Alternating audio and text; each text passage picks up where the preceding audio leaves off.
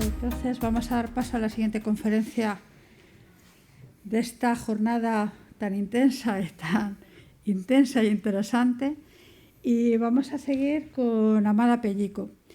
Amada Pellico nació en Sotres, que es un pueblo que está en los picos de Europa, que es frontera natural entre Cantabria y Asturias, y yo creo que por eso ella tiene el corazón dividido. Ha estado trabajando y ocupando cargos de responsabilidad en ambas comunidades. Aquí en Cantabria ha sido directora de enfermería de la Gerencia de Atención Primaria Torrelavega-Reynosa, ha sido gerente de Servicios Sociales del Ayuntamiento de Torrelavega y además ha sido profesora asociada del Departamento de Enfermería de la Universidad de Cantabria. Académicamente, además de enfermera, es licenciada en Psicología y máster en Gestión de Servicios Sanitarios.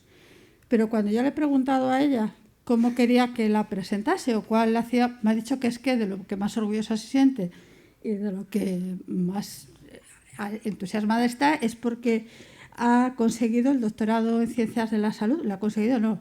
Le ha trabajado y le ha supuesto un esfuerzo importante y por eso está ahora, en su último logro académico, está muy orgullosa de ello. Así que enhorabuena.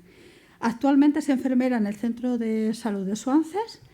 Y les dejo con la doctora Amada Pellico y su conferencia Industria de la Salud, no sin la atención primaria y no sin las enfermeras. Adelante, Amada, cuando quieras. Bien, buenas tardes. Antes que nada, agradecer al Colegio de Enfermería la oportunidad de invitarme a participar en estas jornadas, porque es una forma de visibilizar todo el trabajo de la enfermería de atención primaria en Cantabria, y también tener la oportunidad de una jornada por fin presencial entre compañeros con un montón de caras conocidas de la asistencia, la facultad, exalumnos también, y es realmente grato. Lo que yo he querido, como decía nuestra decana de la Facultad de Enfermería, desde un discurso optimista, porque creo que hay muchas cosas buenas de las que poner en valor en nuestra comunidad autónoma de Cantabria, es visibilizar el trabajo de la enfermería de atención primaria de nuestra comunidad. Y lo hago desde lo que más orgullosa me siento, además del doctorado, que es mi plaza de enfermera de atención primaria en el equipo de Suances. Yo voy a contar mi realidad, que puede ser la realidad de muchas otras enfermeras de las 42 zonas básicas de salud de Cantabria. Resultó todo un reto cuando me invitaron a esta jornada, porque resultaba un reto cómo estructurar esta ponencia.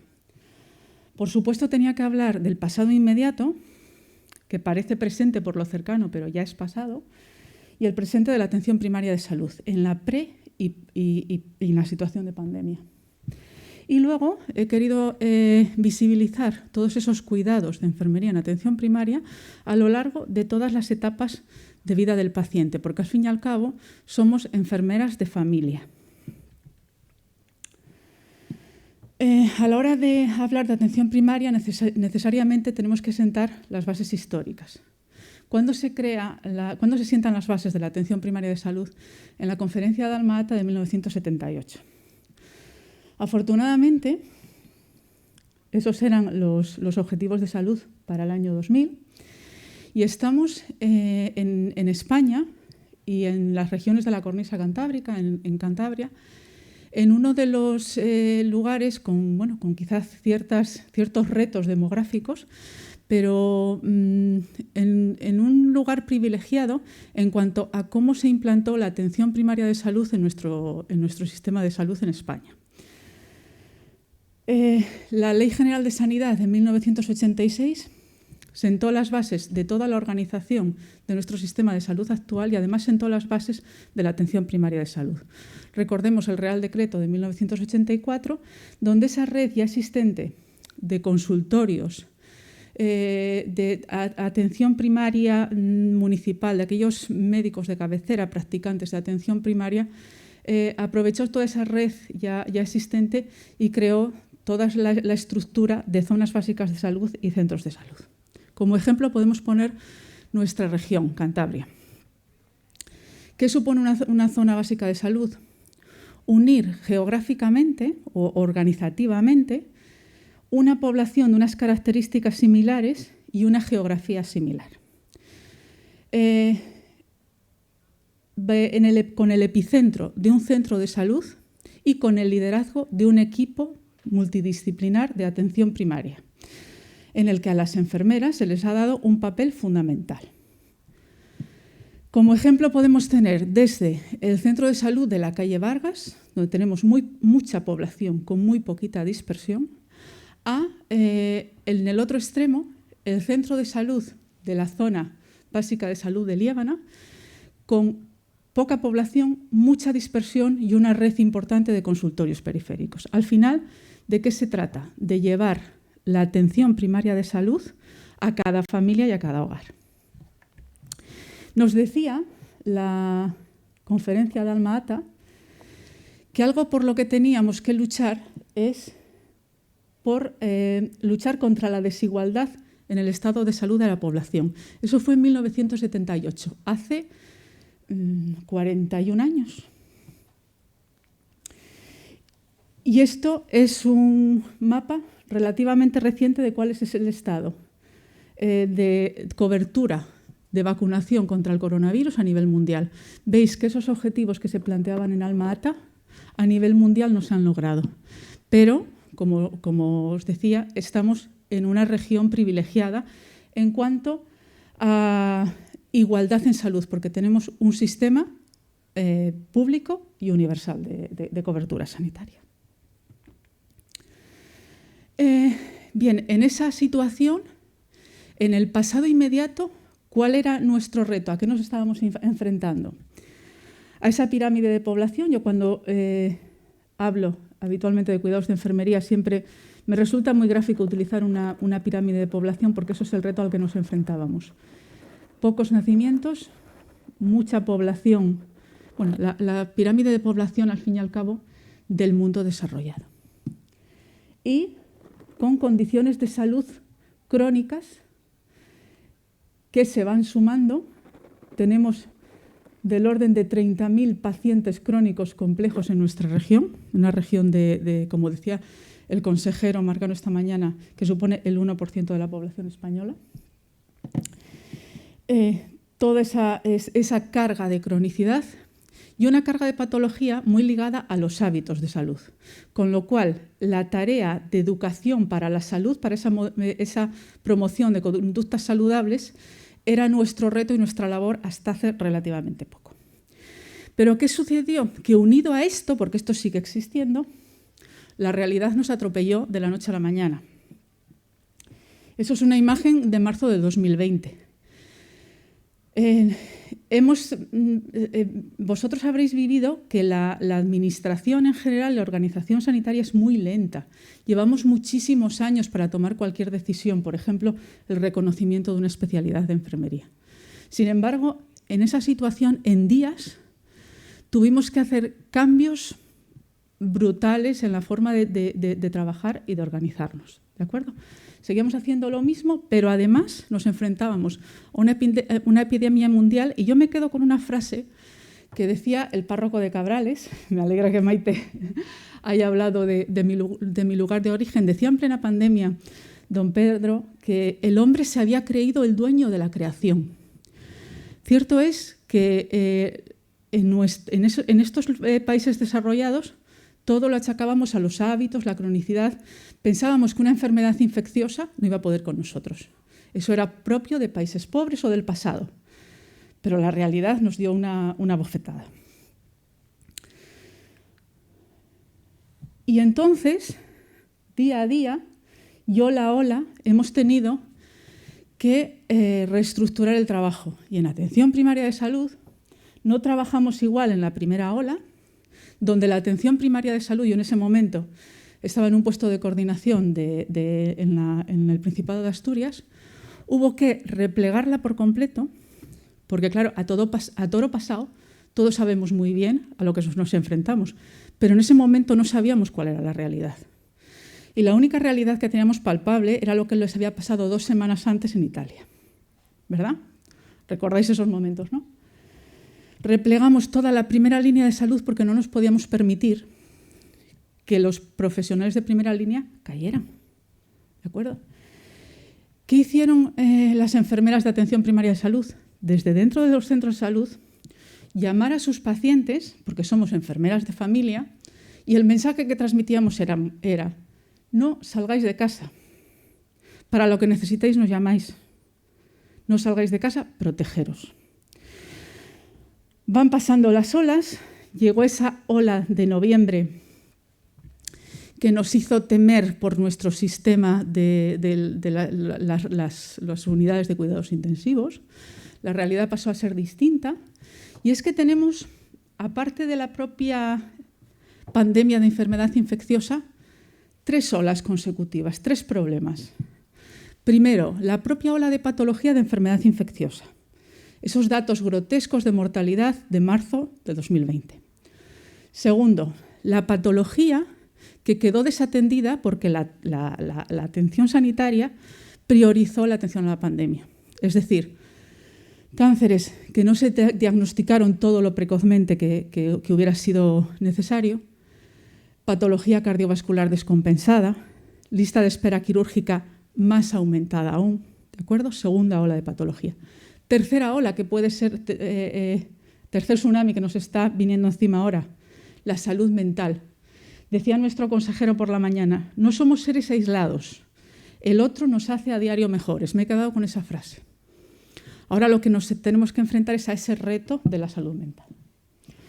Bueno, pues ola a ola y día a día nos hemos tenido que ir reinventando.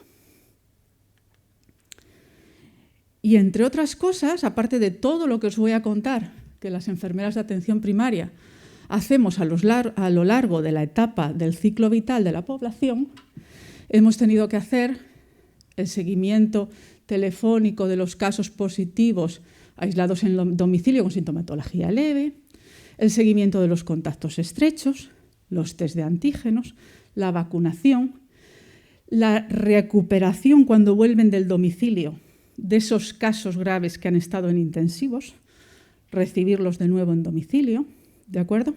Unido a todo lo que ya hacíamos antes. Y estos datos de vacunación los hemos hecho toda la Enfermería de Cantabria, trabajando en una coordinación precisa, la atención hospitalaria, la atención primaria, y recordemos que dentro de la Enfermería de Atención Primaria también está la unidad de vigilancia epidemiológica liderada por enfermeras. Y que es una unidad de la que podemos sentirnos orgullosos, que se creó en días. Bien, como decía, trabajamos en 42 zonas básicas de salud. En cada una de esas zonas básicas de salud al menos hay un centro de salud y una red de consultorios. Muy bien, muchas gracias. ¿Me vais a permitir? Parece que Ana me leyó el pensamiento.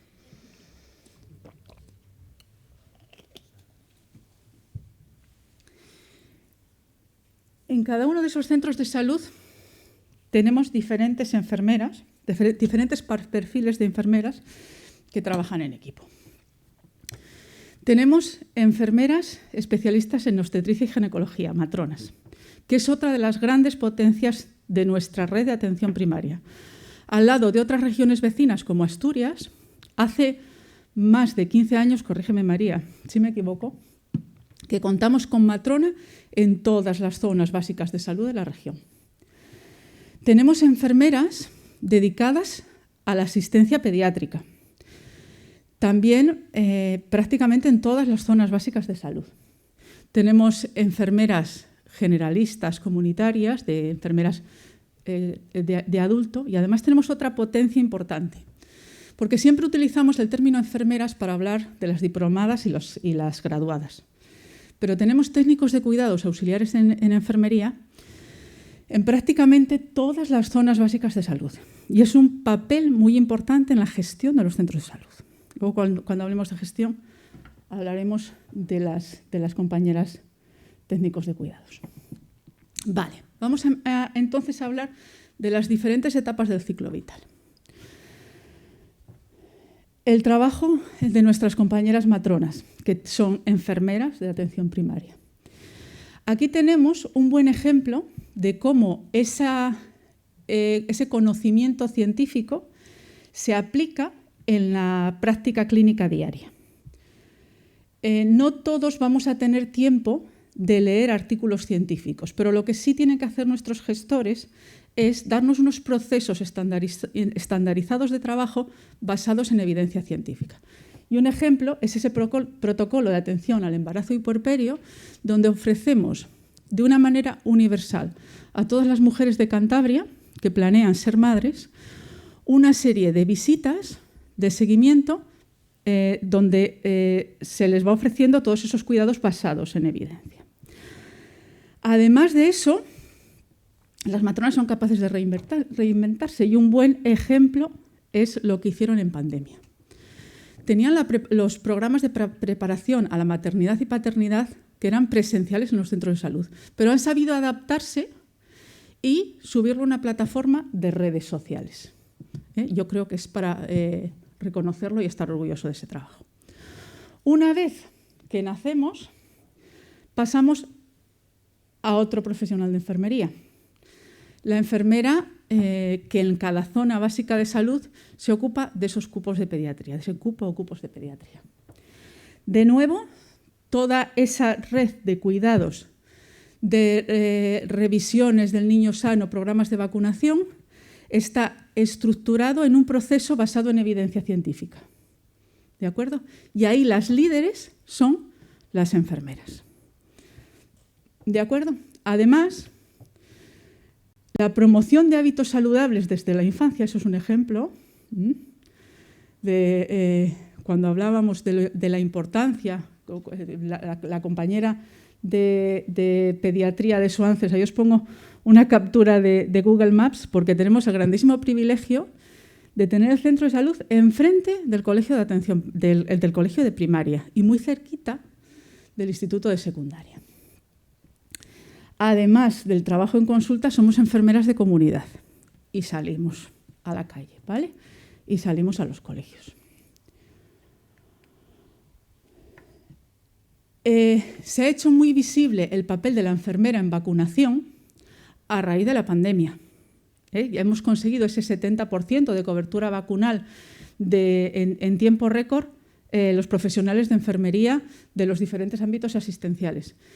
Pero es que ya liderábamos la vacunación porque son las enfermeras de atención primaria las que lideran los calendarios vacunales.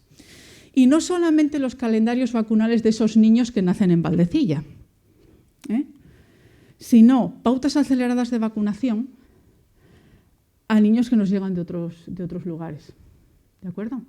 Recibimos en nuestra comunidad inmigrantes económicos, refugiados, solicitantes de asilo, que reciben la misma atención universal que reciben los ciudadanos nacidos en Cantabria. Un sector de población que yo creo que es un reto al que tenemos que llegar más las enfermeras de atención primaria es a los adolescentes y los jóvenes, porque llega la revisión de los 14, 16 años y de repente los perdemos.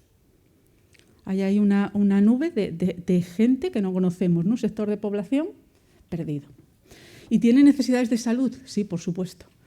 Un ejemplo es la Ley de Salud Sexual y Reproductiva, publicada en 2010, que ha tenido un escaso desarrollo en cuanto a educación sexual y que también podemos liderar las enfermeras de atención primaria.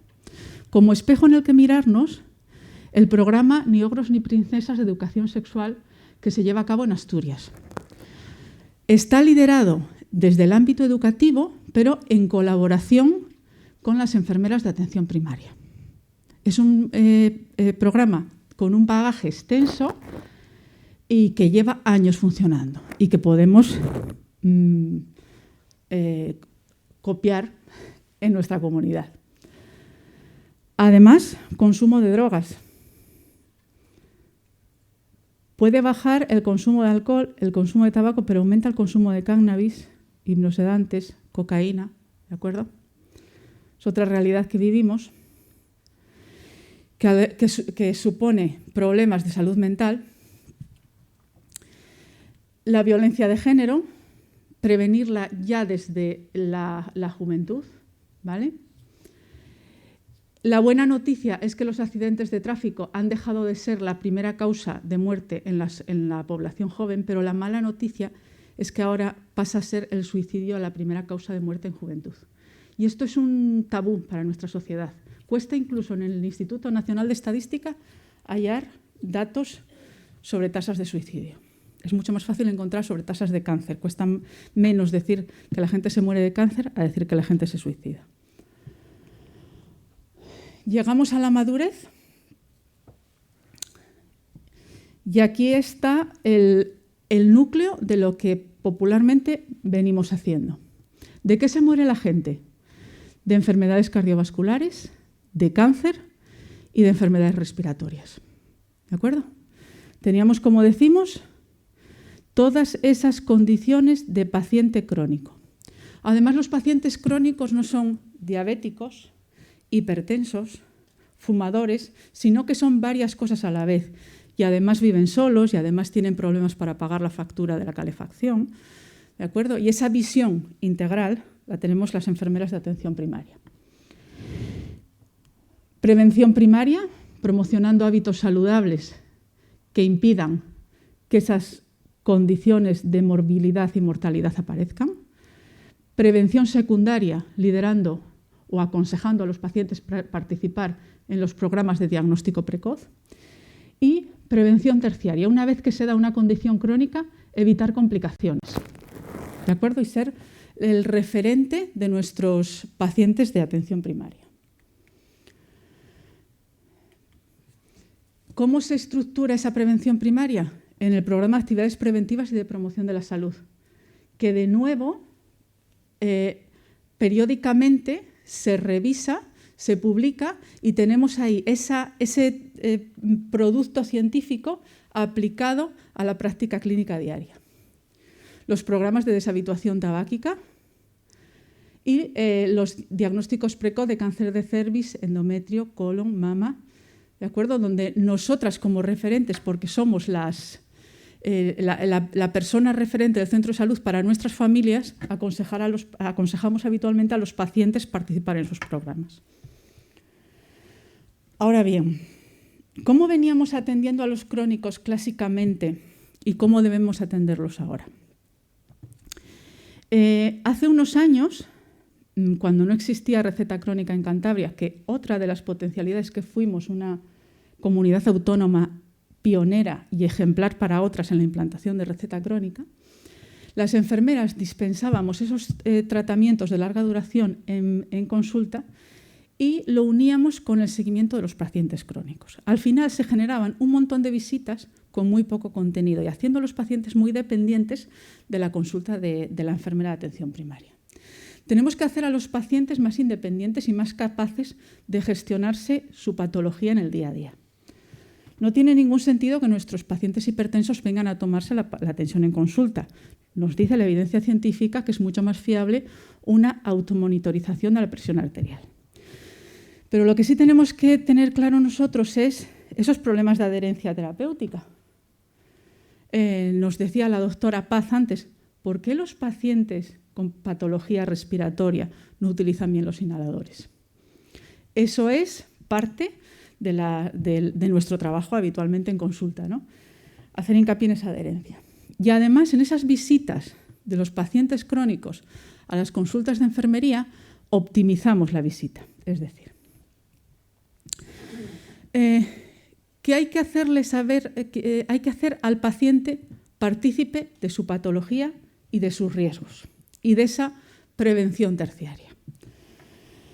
Sabemos que una importante complicación de la hipertensión y de determinados factores de riesgo es la fibrilación auricular y que es causa de insuficiencia cardíaca y de ictus, que son prevenibles. ¿Cómo se diagnostica precozmente esa fibrilación auricular que una vez que aparece suele ser asintomática para el paciente? Con un electro. Con algo tan sencillo como un electro. ¿Quién hace ese electro? La enfermera de atención primaria. ¿Cuántas fibrilaciones auriculares en nuestras consultas al cabo del año diagnosticamos y, por tanto, prevenimos una buena carga de patología? ¿vale?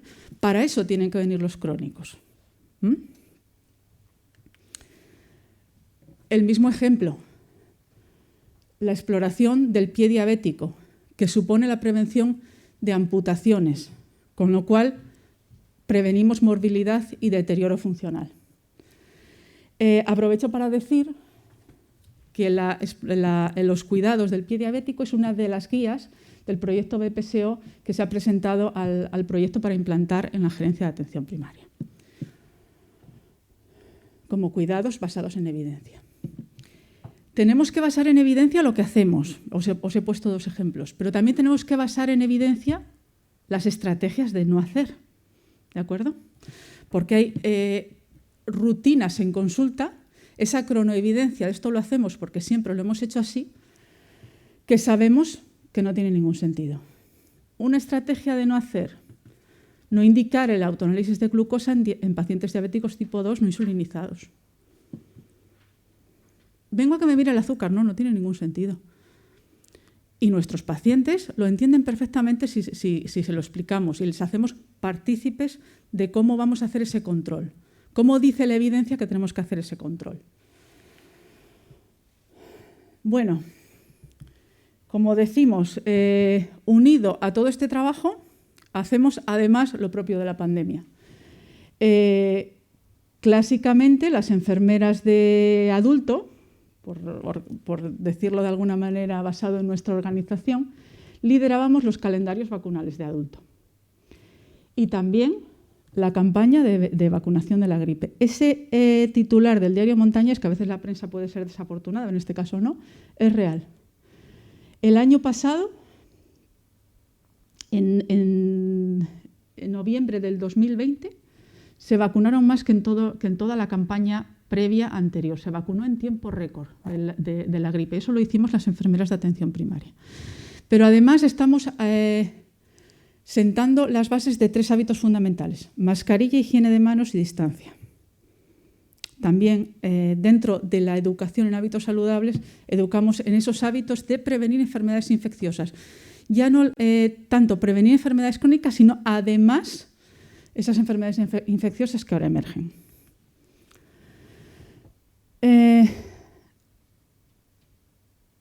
Al paciente le vemos en consulta y también le vemos en la calle y en el domicilio, al paciente y al cuidador. Los 2 juntos, por separado y por teléfono, ¿de acuerdo? Que los cuidadores sientan que las enfermeras somos un referente y estamos ahí. De ahí la importancia de la enfermería domiciliaria. A mí me gusta mucho utilizar esa imagen cuando hablo de enfermería domiciliaria. Es una enfermera de principios del siglo XX atajando por los tejados de Nueva York para hacer las visitas a domicilio. Yo creo que si hubiera trabajado en esa época haría parecido.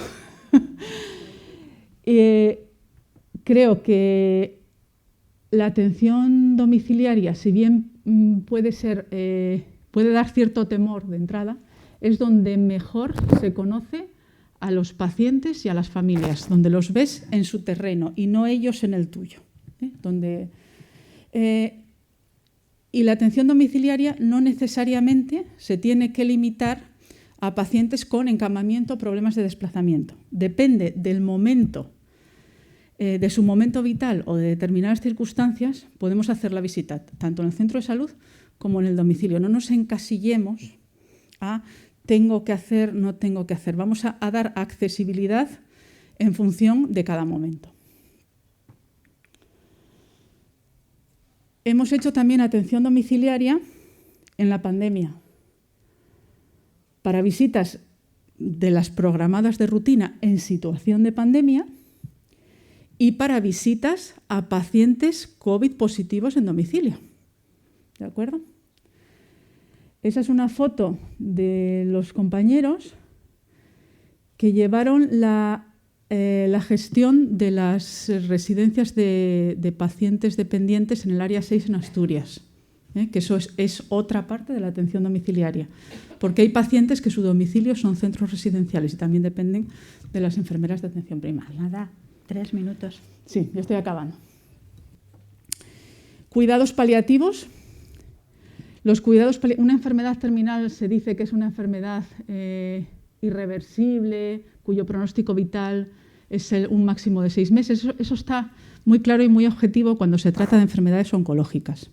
Y ahí trabajamos siempre mano a mano diferentes categorías profesionales y diferentes niveles asistenciales.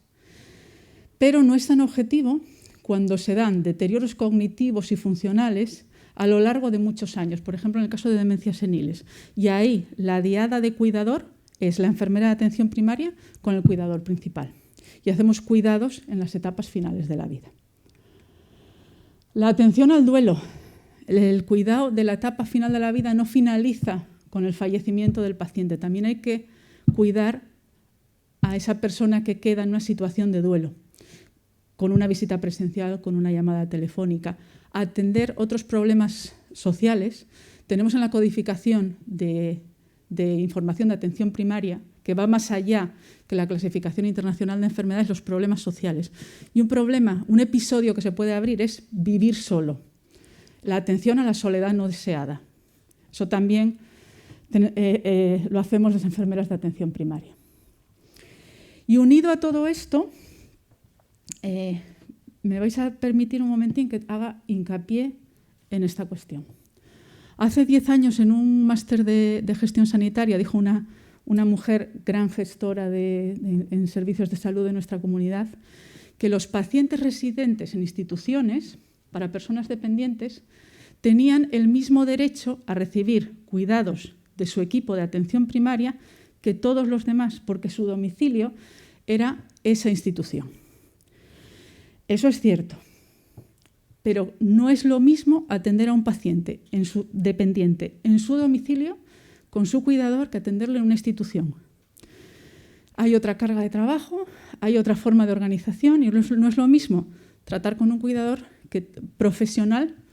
un cuidador informal que un cuidador profesional.